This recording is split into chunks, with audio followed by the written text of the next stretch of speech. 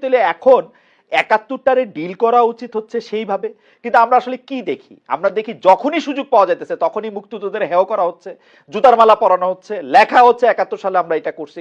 ১৬ December পালন করার ক্ষেত্রে এক ধরনের কেমন জানি মনে হচ্ছে এটা আওয়ামী লীগের জিনিস। এই কয়দিন পরে ২৬শে মার্চ চাইবো, আমি একইভাবে দেখবো, মনে হবো যে এটা আওয়ামী লীগের জিনিস। আমি এটা কেন, ওয়াই ইজ দ্যাট? মানে বাংলাদেশটা আপনি বলবেন যে আমরা বাংলাদেশে পরে জন্মাইছি, কিন্তু আপনি বাংলাদেশ তো ওন করতেছেন না। আপনি তো যখনই সুযোগ পাইছেন এই ৬ মাস ৬.৫ মাস ধরে তো আপনার সেই আদারিং নাই। ইউ আর ইন দি পাওয়ার, আপনি ঠিক করতেছেন বিশ্ববিদ্যালয়ের ভিসি কে হবে।